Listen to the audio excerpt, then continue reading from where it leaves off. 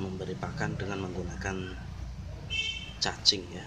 Kita juga bagaimana cara kita melatih belut untuk membiasakan belut sehingga mau memakan pelet.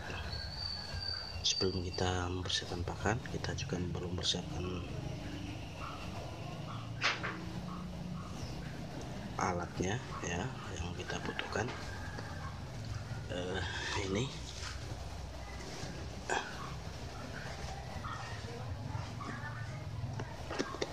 oke, ini adalah pelet ya, pelet lele di ukuran kecil, ukuran 0. Ini memiliki kadar protein yang lebih tinggi jika dibandingkan dengan pelet yang lebih besar, karena memang untuk kebutuhan ikan-ikan kecil mereka lebih banyak membutuhkan protein untuk menunjang pertumbuhannya. Kemudian ini E4, yaitu campuran tetes tebu dengan E4 ya. Ini kita gunakan untuk merendam pelet sebelum kita campurkan dengan cacing. Atau kalau kita tidak punya tetes tebu, kita bisa menggunakan molase atau larutan gula, bisa gula pasir ataupun gula jawa. Kemudian tempat wadah ya, kita untuk menggunakan untuk merendam cacing nanti. Kemudian atau kita juga perlukan tempat lagi untuk merendam pelet.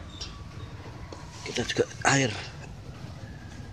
Ini nanti untuk mencuci atau membersihkan cacing yang akan kita berikan kepada belut sebelum kita campur dengan pelet atau sebelum kita cacah. Baiklah, kita akan mengambil cacing dulu.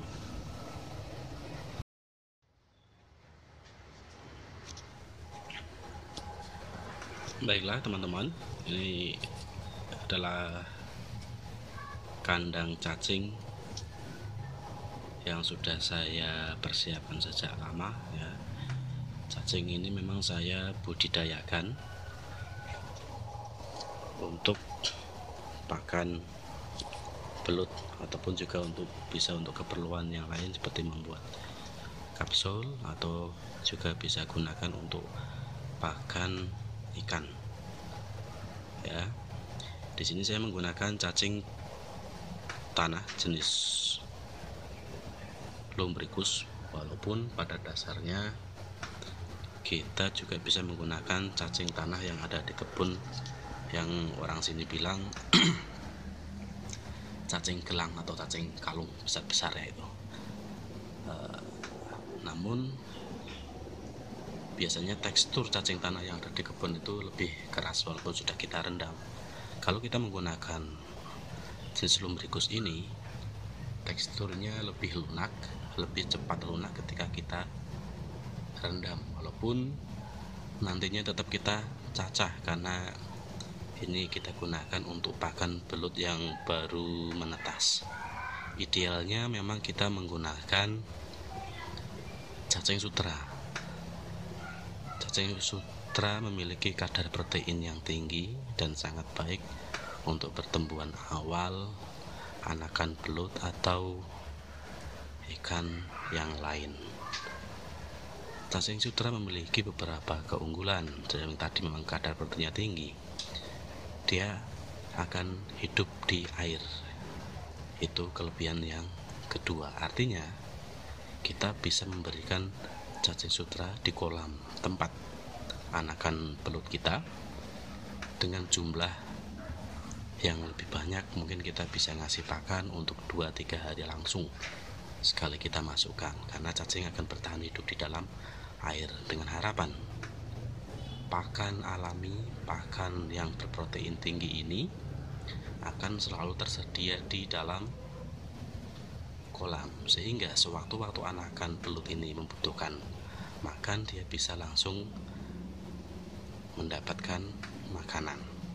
Lain halnya ketika kita menggunakan pakan mati, kita harus menakar, kita harus mengukur seberapa banyak keperluan makan belut kita dalam sekali makan. Usahakan sekali makan, makanan langsung habis, tidak ada sisa, sehingga diharapkan tidak ada kotoran yang tersisa di dalam kolam, karena kotoran yang akan tersisa nanti bisa mengganggu kebersihan air kolam yang berakibat pada kenaikan kadar amoniak yang bersifat racun bagi ikan.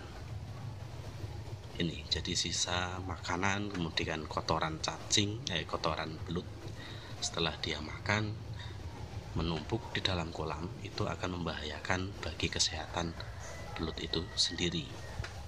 Itu kekurangan pakan mati yang kita gunakan. Namun kelebihannya kita bisa mendapatkan kapanpun, ya, dimanapun, di kebun-kebun, atau kalau teman-teman bisa juga sekalian mempersiapkan untuk dibudidayakan. Jadi tidak akan terpengaruh oleh musim hujan maupun musim kemarau, karena pada saat ini keberadaan cacing sutra di pasar sangat langka karena curah hujan yang sangat tinggi. Seandainya ada pun harganya sangat mahal. Biasanya saya sudah mempersiapkan cacing sutra, namun karena kondisi alam, ya, cacing sutra di pasar sangat jarang kita temukan, ya, karena kondisi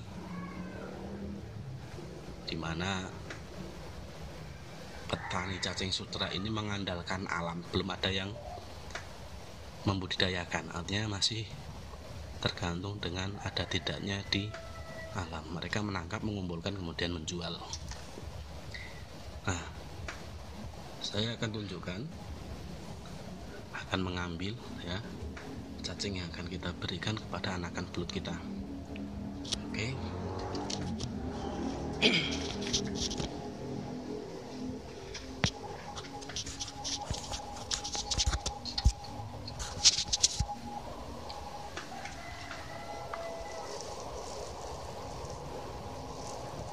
Ini adalah cacing jenis lumricus, teman-teman. Walaupun ada di kebun yang mirip, ya, teksturnya juga lembut, lebih mudah lembut ketika kita rendam. Itu biasanya cacing yang ada di tempat sampah atau yang ada di pelepah-pelepah pohon pisang yang sudah busuk. Itu juga bagus kita gunakan sebagai pakan anak belut kita, ya, karena teksturnya lebih lembut. Ketika kita rendam, kita tidak memerlukan waktu yang sangat lama, sehingga mudah bagi anakan belut untuk segera memakan cacing tersebut. Oke, ini, ya, kita sudah mempersiapkan wadah tempat tadi untuk cacing-cacing kita.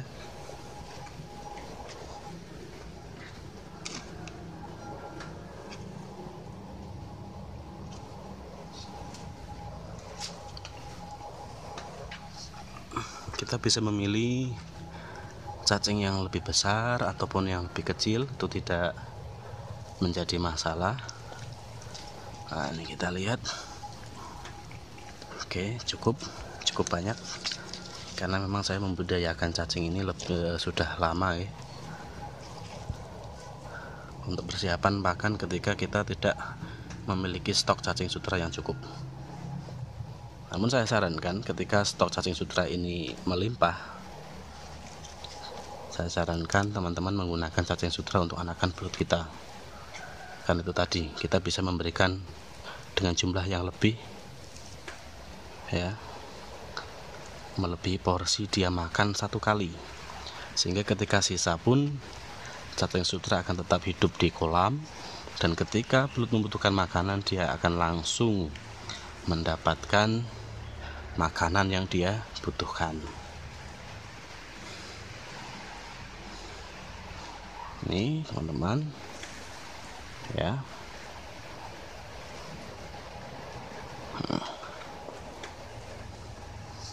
Ini cacing yang kita nggak memerlukan terlalu banyak karena jumlah anakan juga sedikit. Nanti juga sebagian kita campurkan dengan pelet. Ini akan menunjukkan kandang cacing yang saya punya. Oke, teman-teman bisa melihat.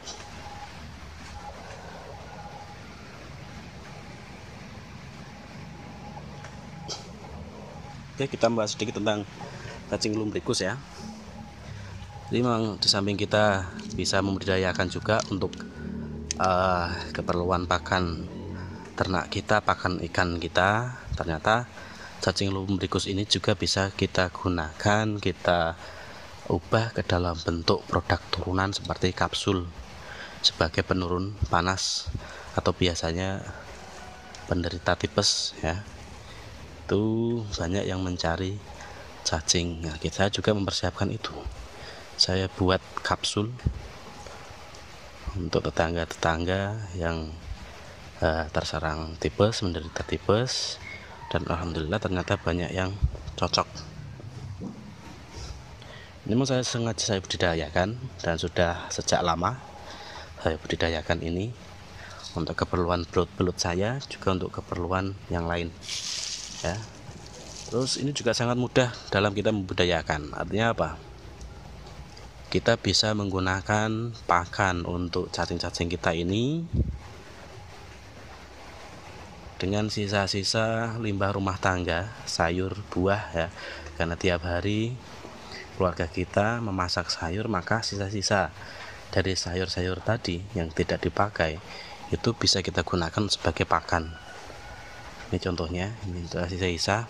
Kemudian karena jumlahnya sudah lumayan, maka untuk memenuhi kebutuhan pakan ini saya menggunakan limbah pasar. Kebetulan ada tangga ya yang membawanya ke sini. Oke, ini kandang cacing saya. Ada 4 rak. Ini rak yang atas.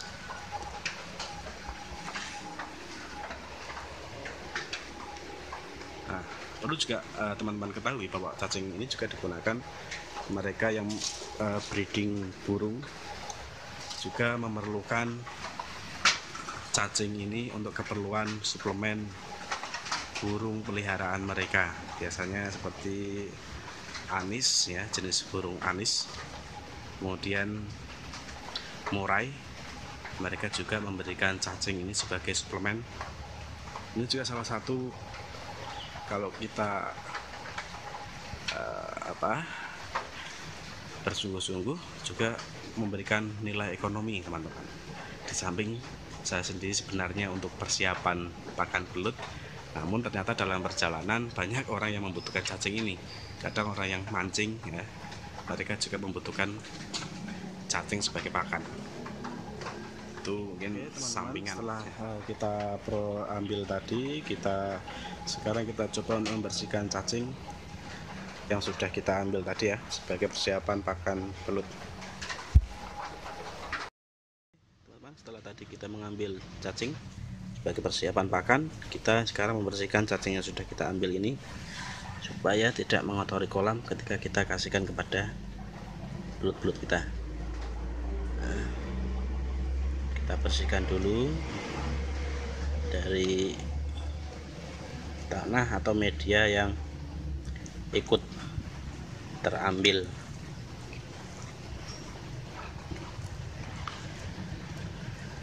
Bisa juga kita cuci dengan menggunakan air.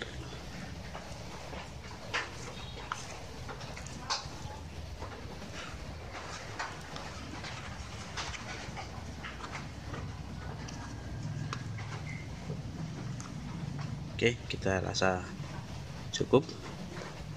Kotorannya sudah kita ambil dan kita bersihkan dengan menggunakan air supaya semakin bersih.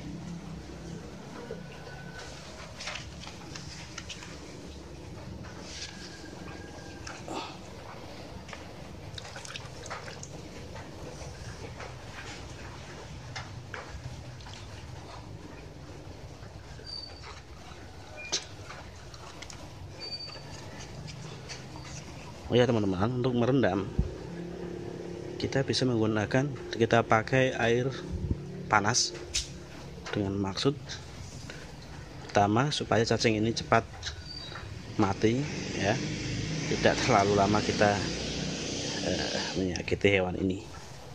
Di samping juga nanti ketika kita rendam dengan menggunakan air panas, cacing ini akan lebih cepat lembut teksturnya. Oke, kita juga harus mempersiapkan air hangat atau air panas. Kalau cuman air hangat kuku, cacing ini akan bertahan, kasihan. Kalau bisa kita menggunakan air yang panas sekalian supaya cepat mati. Baiklah teman-teman, saya sudah persiapkan air panas untuk merendam cacing ini supaya cepat mati juga cepat lunak. Biasanya kita rendam selama 10 menit ataupun 15 menit sudah cukup, teksturnya sudah cukup lunak untuk pakan. Setelah itu kita lembutkan. Oke, bismillahirrahmanirrahim.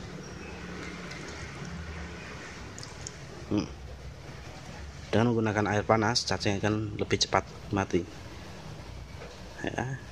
Setelah itu kita tunggu selama 10 atau 15 menit supaya teksturnya semakin lembut. Nah, sambil menunggu kita juga bisa merendam pelet sebagai campuran, atau nanti ketika belut pun sudah terbiasa dengan menggunakan pelet, kita bisa rendam dulu pelet untuk kemudian kita berikan kepada belut kita. Kita rendam dengan maksud supaya pelet ini tidak mengembang di dalam perut belut ya, karena ketika terkena air pelet itu akan mengembang, sehingga ketika kita tidak berhati-hati itu akan mengembang di dalam perut belut dan bisa mengakibatkan kematian. Sama halnya dengan lele, ketika pakan itu kita tidak rendam dulu atau istilah di sini kita pipis, itu justru akan membahayakan lele itu sendiri. Lele-lele yang banyak makan justru akan mati karena terlalu banyak makan, dan kemudian makanannya akan mengembang di dalam perut. Ini kita kasihkan larutan tadi, ini adalah larutan E4 yang saya campurkan dengan air dan tetes tebu, atau bisa juga dengan menggunakan molase atau larutan gula, baik itu gula Jawa ataupun gula pasir ya. Referensi takaran ini saya tidak pakai takaran ya, mungkin teman-teman bisa melihat referensi di sumber-sumber referensi yang lain, seberapa banyak takaran ideal untuk mencampurkan antara air, tetes tebu dan E4 ya.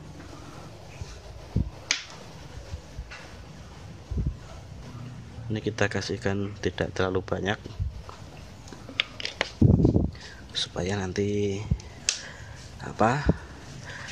teksturnya tidak terlalu lunak, karena kalau teksturnya terlalu lunak ini pakan akan cepat hancur dan mengotori kolam.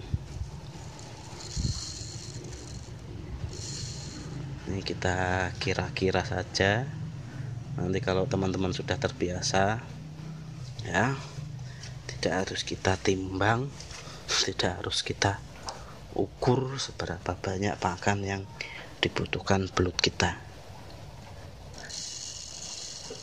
Nah, ini juga sama, kita tunggu selama 10 atau 15 menit.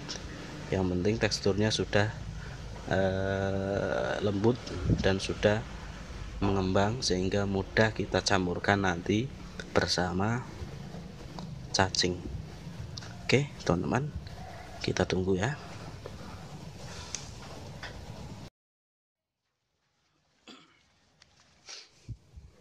Baiklah teman-teman, setelah kita rendam kurang lebih selama 10 menit ya, cacing kita sudah lunak ya, teksturnya sudah lunak, sudah kita gunakan sebagai pakan, ini buat pakan belut ya. Ini juga pelet yang kita gunakan setelah kita rendam tadi dengan E4. Ini teksturnya juga sudah lunak sehingga akan lebih mudah kita lembutkan, kita campurkan dengan cacing ya. Oke, kita buang airnya, air rendaman ini kita buang karena cacing ini juga sudah mengandung air ya, dengan harapan kadar air akan hilang dan berkurang paling tidak, sehingga untuk pakan tidak terlalu lunak. Nah, kita juga memerlukan alat untuk mencacah ya.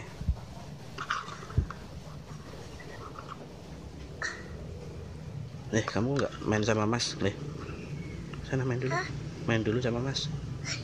Videonya nggak jadi. Oh, video apa? Punya Mas? Mas juga bikin video. Mas nggak bikin. Awas ya, awas adik goyang-goyang. Kok lengket cacingnya? Kok lengket cacingnya? Lengket nih, udah mati.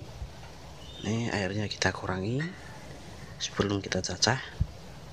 Oke, untuk mencacah kita bisa menggunakan sendok atau pisau karena teksturnya ini sudah lembut ya dan tidak keras, sehingga kita bisa cukup menggunakan sendok. Nah, sendok boy. Oke, ini buat pakan apa ini? Tahu nggak? Buat pakan apa ini?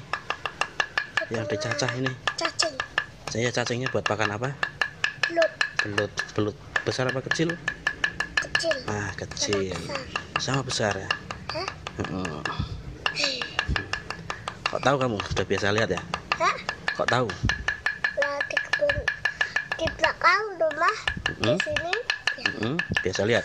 Di rumah ini Biasa lihat. Nah, itu anak saya juga sudah tahu kalau ini itu namanya power bank punya Abi.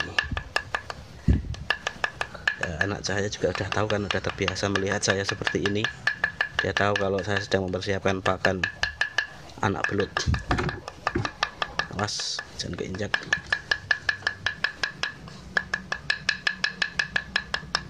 Kita cacah sampai lembut, kira-kira anak belut kita sudah bisa memakannya ya. Karena ini sudah teksturnya sudah lembut, maka mencacahnya tidak harus lembut sekali. Aduh, tangannya adik tuh, tangannya adik kelihatan. Udah main sana ya.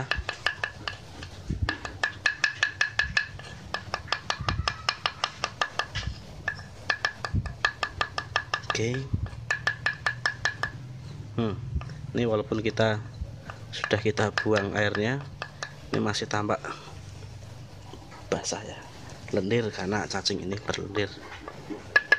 Ini teman-teman bisa dilihat, ini bisa kita bagi dua karena kebetulan saya punya dua ukuran anakan belut. Yang pertama masih kecil, masih saya kasih latih pakai total pakai cacing. Kemudian ukuran yang lebih besar sudah saya latih dengan menggunakan pelet. Kita campurkan nanti sebagian cacing ini dengan pelet. Oke, kita ambil, kita pisahkan cacing ini menjadi dua bagian.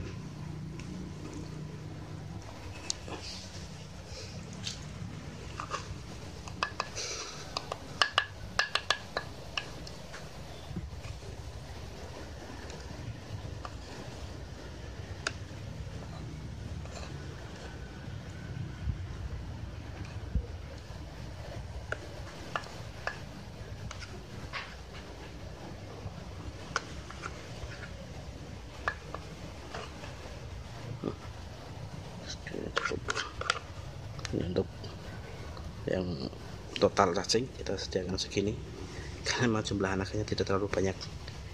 Kemudian pelet yang sudah tadi kita rendam kita campurkan.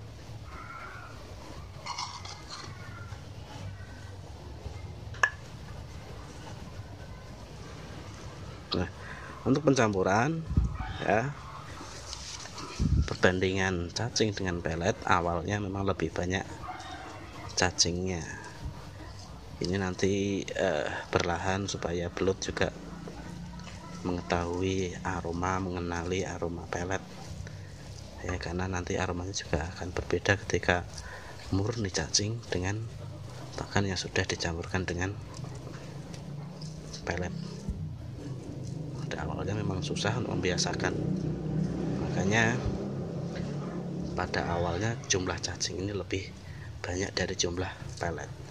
Kemudian setelah 1 minggu atau setelah beberapa hari, kita coba kita tambahkan porsi peletnya, kemudian kita kurangi porsi cacing, dan kelama-lamaan nanti belut-belut kita sudah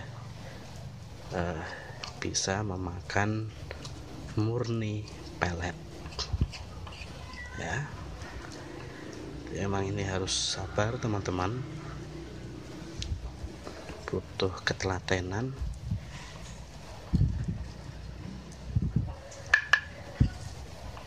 Nah, saya kira ini sudah cukup ya, sudah cukup tercampur antara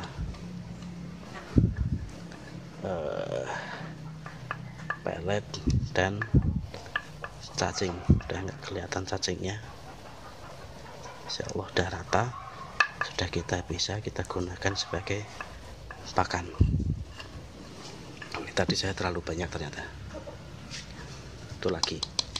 Ini nanti bisa untuk siang, karena itu saya kasih makan pada pagi hari. Nah, kita kasihkan nanti siang hari, atau kalau tidak libur saya hanya mengasih pakan ini 2 kali, pagi sebelum saya berangkat, dan yang kedua saya kasihkan malam hari.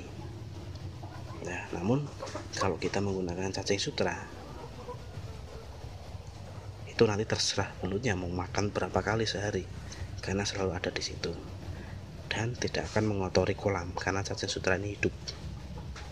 Nanti kita kasihkan lagi cacing sutra kalau cacing sutra ini sudah habis. Biasanya kita kasih cacing sutra selama 1 bulan. Kalau memang melimpah bisa kita kasih selama 2 bulan, sambil perlahan kita campurkan juga dengan menggunakan pelet.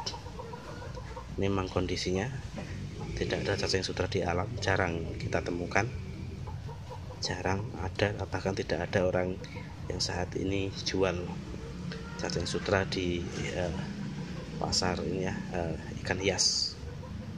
Beberapa kali saya ke sana ternyata tidak ada stok karena kondisi sungai banjir musim hujan. Oke, jadi kita ada 2 ini. Ini adalah cacing murni untuk pakan anakan yang masih kecil, dan ini yang sudah kita campurkan dengan menggunakan pelet. Ya, segera kita kasih pakan.